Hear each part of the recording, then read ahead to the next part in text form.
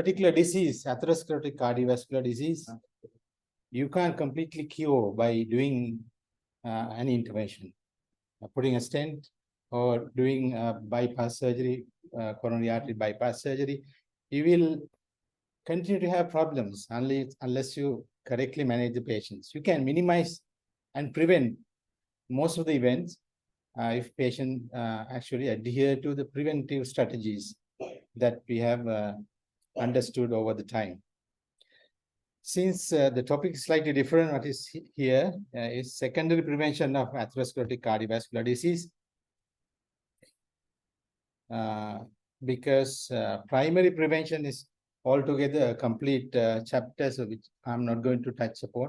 The secondary prevention is more appropriate, I suppose, with the lectures we have had in the morning. Now, the atherosclerotic disease is seen in all the vascular beds, actually. They come together. So you see patients with coronary artery disease, they are likely to have disease in other areas. For example, patients presenting with stroke will have a risk of developing coronary artery disease in 25 to 45% of the time. Patients with myocardial infarctions will have a risk of 16 to 24% of chance of developing a stroke or a TIA. And most importantly, those who are having peripheral vascular disease, you will see the majority die of ischemic heart disease. Half of the patients will have some coronary artery disease currently or in the future. The important thing, whatever the preventive strategies that you deploy on these patients will not prevent only the cardiovascular events, but they will have the benefits on the cerebrovascular bed as well as the peripheral vasculature. So since it's the same disease which you see in other areas in the body. So this is the burden of the disease, ischemic heart disease. In 2020, more than 500 million patients have been identified with ischemic heart disease, and there's a significant mortality. 19 million patients dying per year. I think it's slightly more now, worldwide. And that's why it's important that we should target on preventing these episodes. No different. Sri Lanka is same. Non-communicable diseases are responsible for the deaths of 70% deaths in Sri Lanka, and vast majority, 40% are due to cardiovascular disease. So it's such a common disease, and we see them in much younger patients nowadays. I would like to give you a case scenario. A 65-year-old gentleman with no regular exercise, and he's currently smoking. He's presenting to you with mild shortness of breath on exertion, but no angina. He has good compliance to medications, BMI 27, blood pressure 140/80, the pulse rate of 80 beats per minute. And lung bases were clear, clinically not in heart failure. His medical history is complicated.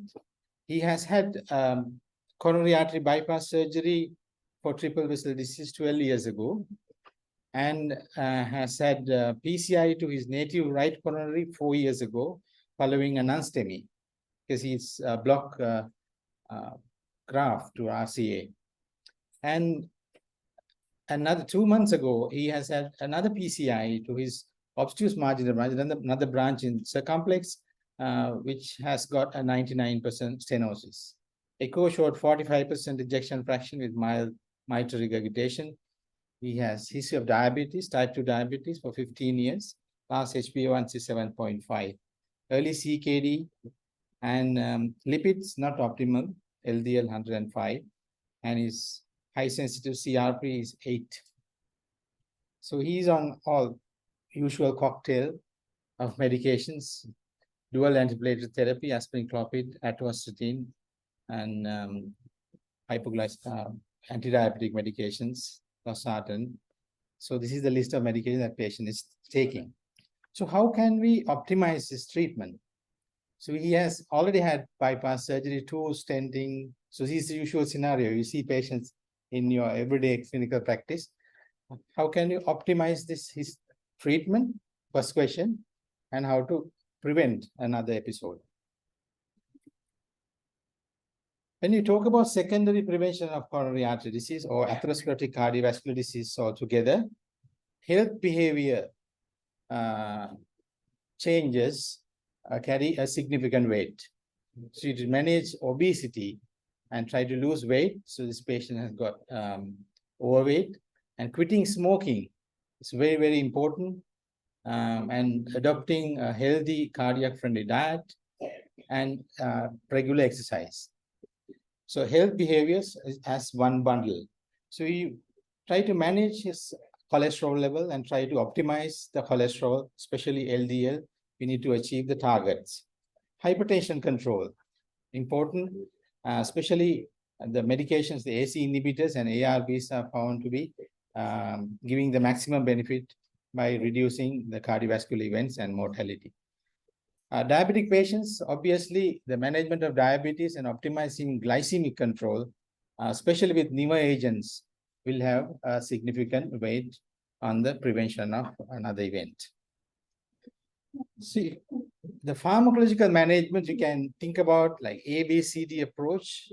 Antiplatelets, you have heard, I think, enough about antiplatelets today, carries a significant weight on the management of these patients, especially dual antiplatelet therapy will prevent another episode in these patients, those who are coming with an acute coronary event. So that's why we are giving aspirin and clopidogrel or newer antiplatelet medications like new P2Y12 inhibitors.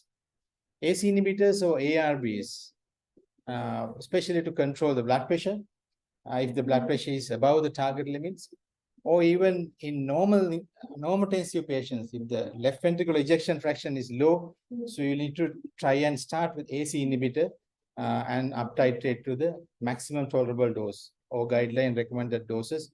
If patient cannot tolerate, obviously you have to change to ARB. Beta blockers, again, it's important to start unless there's contraindication. Cholesterol medications and diabetic optimization. We'll just briefly touch upon this. This slide, I think this is one of the very old slide where the dual antiplatelet therapy has been proven to be beneficial compared to single antiplatelet therapy following an acute coronary event. So the KIO study, which is a very old one, showed that combining clopidogrel to aspirin significantly reduce the events in the future at the expense of a slight increase in bleeding.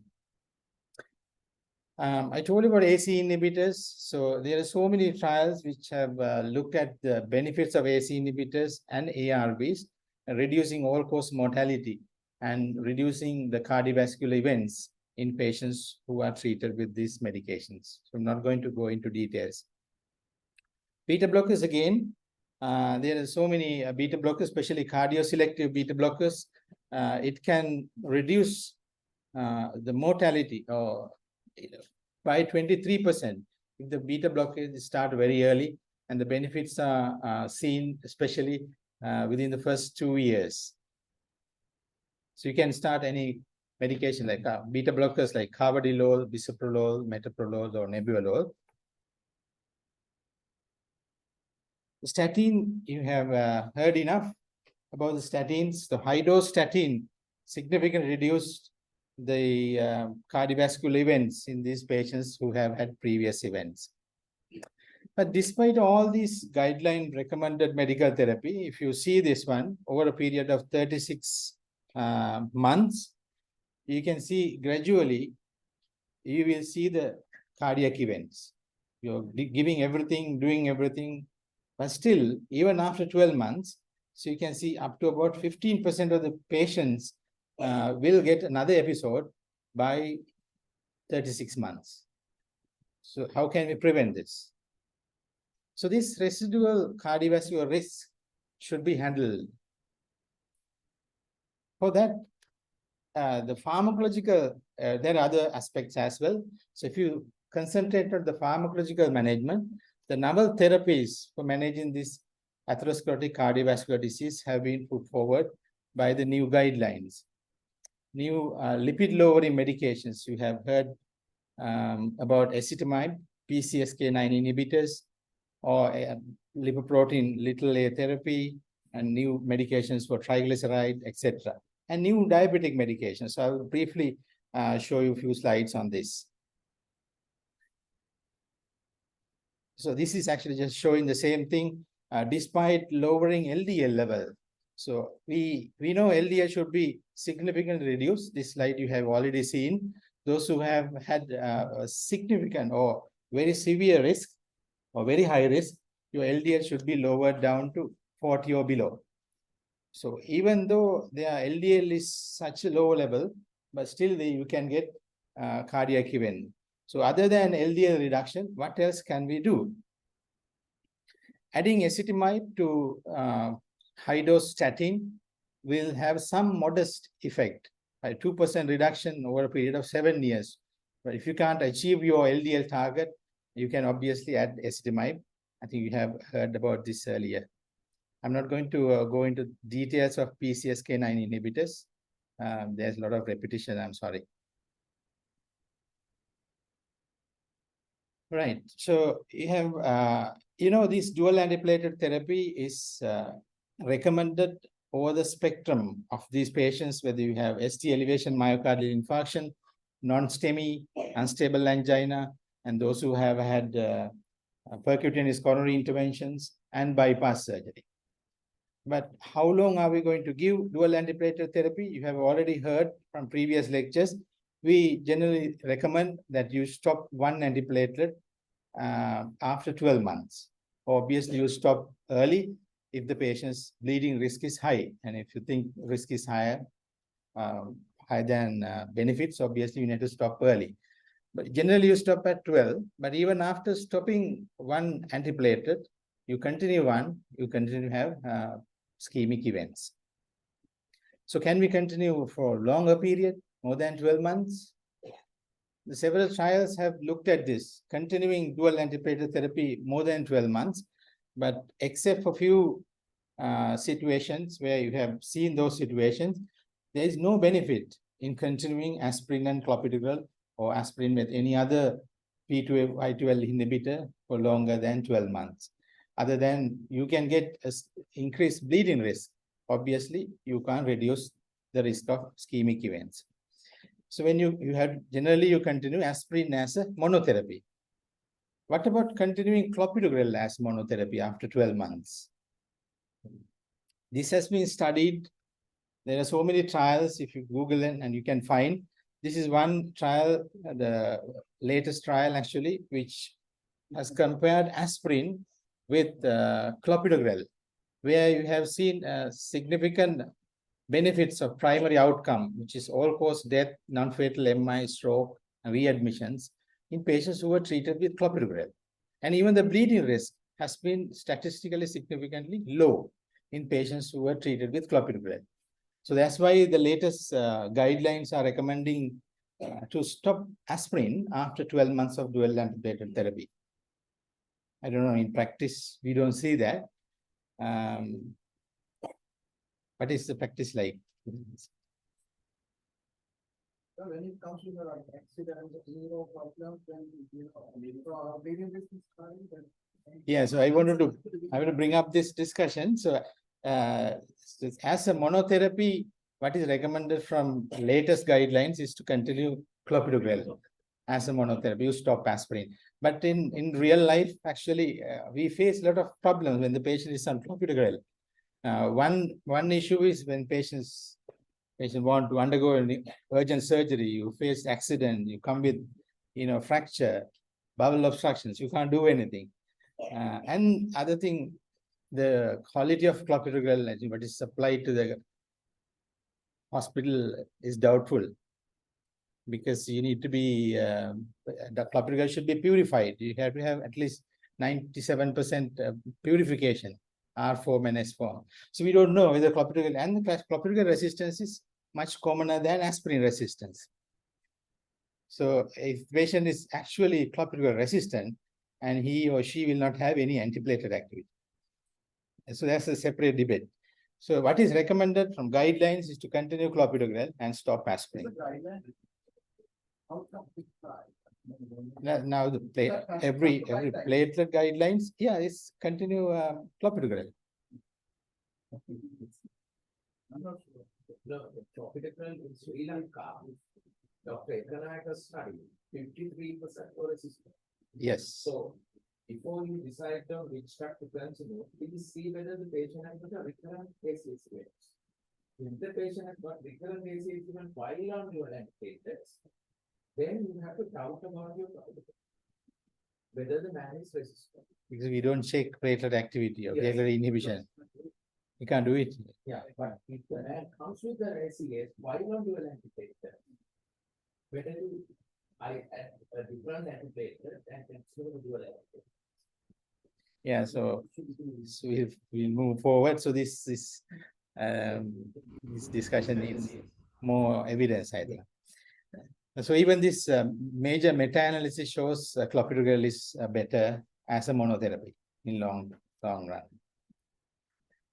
But even if you are continuing clopidogrel or aspirin as a monotherapy, you can't completely stop this. Still, patients continue to have ischemic events. Is there a place for anticoagulants in these patients as a long term? Yeah, so that has been looked at in this COMPASS trial, where small dose of NOAC or DOAC, rivaroxaban, has been combined to aspirin 100 milligram in long term, and it has been shown to significantly reduce relative risk of reduction of 24% in those patients who were treated with aspirin with 2.5 milligram twice a day rivaroxaban. That's combination in patients who are having chronic coronary disease or chronic stable angina with recurrent episodes of ischemic events, high ischemic risk. So this is something which has been come up, and it will come to guidelines as well. So you can combine anticoagulants. So you are blocking a separate pathway, not antiplatelets, anticoagulation, but not the standard dose of rivaroxaban, a very tiny dose of 2.5 milligram BD dose, you added on to the aspirin standard dose. So that has significantly reduced cardiovascular death and stroke by 24%, and ischemic stroke by 49%, and cardiovascular mortality by 22%. There's a 1.2% increased risk of bleeding, but compared to benefits, so this has been recommended that is we have to go forward. Okay. What about diabetes? As you all know, diabetic glycemic control alone will not have a significant benefit in preventing ischemic event. So all medications like metformin or any other glycoside like sulfonylurea, so you can control the blood sugar, but you can't prevent ischemic event significantly. This has been proven in UK PDS trial, it's a very old one. But newer agents which are used to treat diabetes, like GLP-1 agonists, these are very expensive, it's not freely available in Sri Lanka, has shown significantly reduced cardiovascular events. And the other medication to consider is SGLT2 inhibitors, which has several benefits, preventing events, especially heart failure, hospital admissions, arrhythmias, and pneumoset heart failure. So there are so many benefits of continuing SGLT2 inhibitors in patients and preventing cardiac events. So when it comes to diabetes treatment, these two medications are very important: GLP-1 agonist and antagonist, and SGLT2 inhibitors like empagliflozin, dapagliflozin. So those are available for us freely. So what about anti-inflammation? Do you have any place for anti-inflammatory medications? Now, this is a very old article from 1999 in New England Journal of Medicine, and it says atherosclerosis is an inflammatory disease. So can we give an anti-inflammatory medications? Yes, so this has been tested in so many trials. And this slide shows actually the lipid-lowering agents having anti-inflammatory action. The rosuvastatin reduces CRP by 37%, ezetimibe 6%. Bempedoic acid is not available for us at the moment, but will be available in the future, I hope. It's freely used in India. So it has significant reduction in CRP, a 26% reduction in CRP. So they have some anti-inflammatory actions. So statin we all study as medical students. In addition to reducing the cholesterol, it has so many other pleiotropic actions. Anti-inflammatory action is one of them. Colchicine is an anti-inflammatory agent which has been used to treat pericarditis, gout, and other inflammatory conditions. Has a place in the treatment of coronary artery disease, not only a chronic coronary artery disease, and also acute disease. So when you think about it, so you will realize the acute patients will respond better because there's some acute something going on. There may be inflammation in the coronary arteries. There are a few trials which have looked at the benefits of colchicine in the prevention of major coronary artery events. One is Colcott, is a major trial. The other one is Lodoco 2. Those are the two major trials which have looked at out of the four. Colcott actually looked at the benefits of colchicine, low dose. Standard dose is 0.6 twice a day. So here they have used 0.5 milligram of colchicine once a day. In addition to your all guideline-directed full medical therapy in patients who have got acute coronary syndrome, patients presented with ACS. Right? So within first 30 days, if you start colchicine 0.5 milligram daily, there will be a significant reduction in coronary events, especially coronary cardiac vascular disease, resuscitated cardiac arrest, MI, stroke, urgent hospitalization for angina. So those are the primary targets. So they have statistically significant benefit. This benefit was clearly seen if you start colchicine very early, within first 3 days of hospital admission. So this is actually for first 30 days. But if you analyze the subset of patients who have got colchicine started very early, then they have the major benefits. There is 48% reduction in events. This particular trial, Lodoco 2, actually looked at the patients who have got chronic coronary disease. The same dose of colchicine, 0.5 milligram daily dose, in patients who have got chronic coronary syndrome. They haven't had any acute event in the last 6 months. So more than 6 months ago, a patient have had a ischemic event, and you start them on this treatment and look at the primary composite endpoint of spontaneous MI, ischemic stroke, and ischemia-driven coronary revascularization. Again, they have seen a significant reduction in primary and secondary endpoints in these patients who were treated with colchicine. There are so many other new trials going on. They will answer all these doubts we have at the moment. Right? So since they are not in the guidelines yet, but colchicine we can consider in all patients with acute coronary syndromes when they are not having a contraindication to start on colchicine, like especially CKD and liver disease. So not going to go into all the details due to time constraints. So this residual risk can be reduced. So residual risk may be in cholesterol levels or inflammatory risk, thrombotic risk. So these are the things I have already actually spoken to you, all the domains in the management of coronary artery disease and preventing these events. So when you talk about the patient as a whole, not only pharmacological management, there are so many other things which are important. In addition to lipid lowering or sugar control, we have to treat their psychological status. They assess the depression, the anxiety. The previous speaker already told that they are very anxious. So it's very important that we start cardiac rehabilitation. So we bring on to the new area of cardiac rehabilitation. The phase 1 of cardiac rehabilitation start immediately after the admission of the patient to the hospital. So the phase 1 may be going on for 1 week within the first hospital stay. So you need to relieve their anxiety. and talk about their risk factors, why patient has got myocardial infarction, whether you can identify it.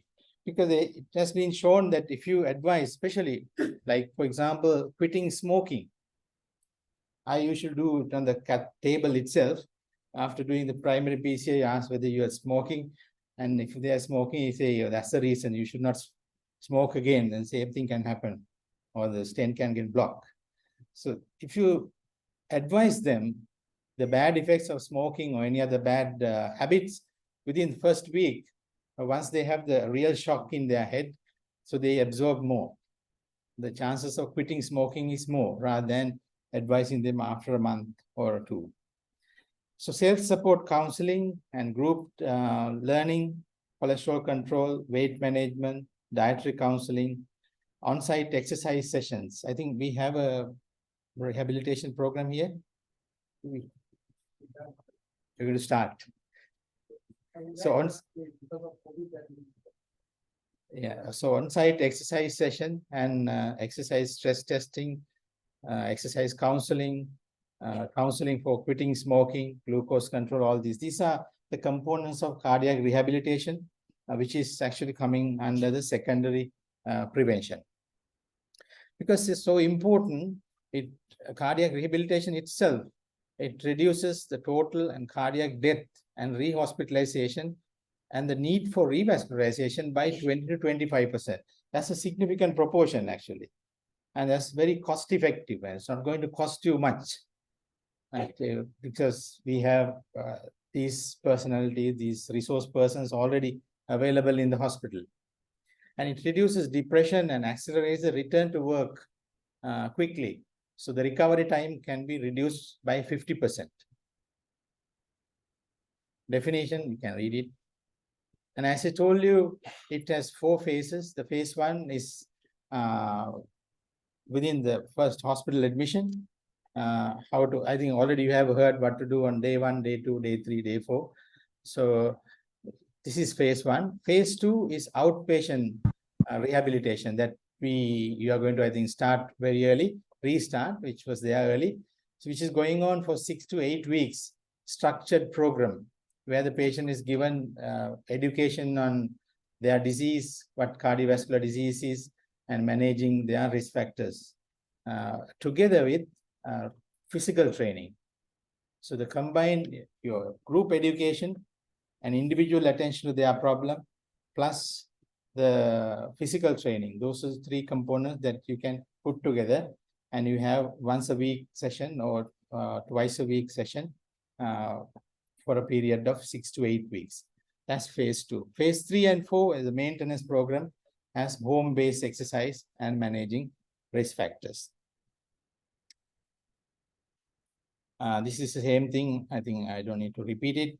These are the components of cardiac rehabilitation. You can enroll patients with myocardial infarction, those who have had MI within a year, stable angina, after CABG or stenting, and after valve replacement, after heart failure treatment. And the patients, that's very important. That's an important group of patients, actually, those who have admitted to hospital with heart failure, and you manage them and discharge. So if they are coming again with heart failure exacerbation within 2 weeks, there's a problem somewhere, which is not sorted. So that's the rehabilitation program is the most important place where you can personally find out what exactly going on, what is the problem, why the patient is having recurrent heart failure. Maybe compliance issue, maybe patient is not taking proper medications. There are so many reasons that why patient is coming with recurrent hospital admissions with heart failure. So those are the group of patients that benefit by referring to a rehabilitation program. This is the contraindication. I'm going to go through the list.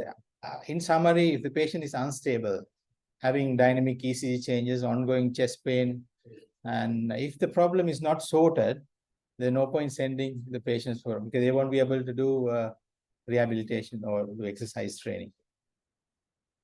There are so many benefits of physical activity, and especially the reduction in mortality by 20% or more which can sustain for 5 years after the procedure. It's very important.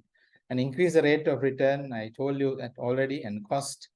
It reduces the risk of recurrent myocardial infarction by 17% and 47% mortality benefit at 2 years. So there are so many benefits of referring these patients to cardiac rehabilitation.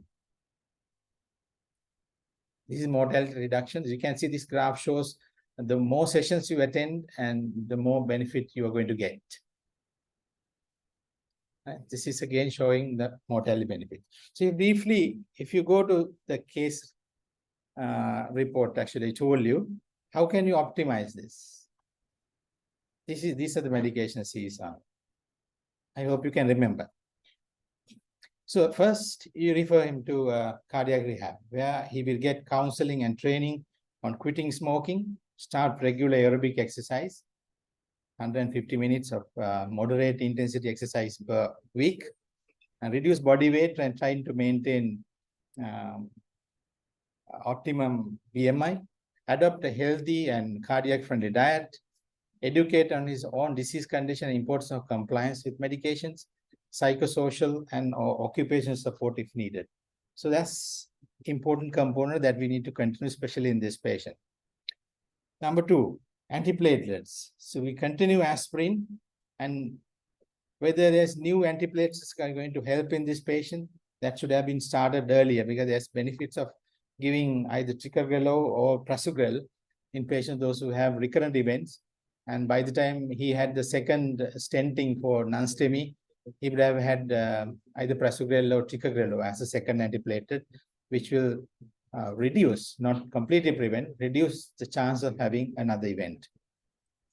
What about lipid targets? So his LDL was 105. So we have to increase the dose of atorvastatin. You can double it to 80 milligrams, or add ezetimibe or any other agent, so that you achieve the LDL target of 40 or below in this patient, since he's falling into the category of very high risk. What about glycemic control? Yes, he was on metformin, glycoside, and sitagliptin. Obviously, if we can afford, we have to go for either, we can obviously add SGLT2 inhibitors, and adding GLP-1 agonist will be a very useful thing, because when you compare these two, SGLT2 inhibitors and GLP-1 agonist is the one which actually has to be, which has shown to reduce the cardiovascular events mainly, but not SGLT2 inhibitors. SGLT2 inhibitors are beneficial, preventing heart failure and improving the prognosis. They live longer, they reduce hospital admissions, etc. Not the events itself. So targeting the HbA1c targets less than 7. What about changing his losartan to a better molecule like ANI or sacubitril valsartan, which is available now? Those who can afford, it's freely available in Sri Lanka, which has been shown to be better than AC inhibitors or ARB, especially those who have heart failure with reduced ejection fraction. His CEF was 45%, and if you can switch his losartan to ANI, sacubitril valsartan, he will definitely be benefited. And his pulse rate was 80 with a ejection fraction of 45. You need to achieve the resting heart rate of 70 or below. So you need to uptitrate beta blocker dose if patient blood pressure is adequate. So obviously, if the pressure is marginal or low, if patient is symptomatic with high dose of beta blockers, obviously you can add ivabradine to optimize his heart rate. What about colchicine? I don't know. Patient has had non-STEMI. This is not in the guidelines yet, but American Heart Association, what they say is, if your high sensitivity CRP is more than 2, and it is recommended that you start colchicine low dose. So this patient is actually following 2 months after non-STEMI, but we don't have a clear trial evidence in this group. I showed you 2 trials, those who have had myocardial infarction within first 30 days, and those who are having chronic coronary disease after 6 months of the event. So this is in between. And his HSCRP was 7 or 8. Then he might benefit. So in the future, we might be giving colchicine to these patients. Currently, we are not treating them, everybody. But obviously, in acute patients, those who have acute coronary syndromes, I think there's a place. So we sometimes give colchicine. I have started some patients. I don't know other, sir, you're giving. So I think it's going into the practice slowly.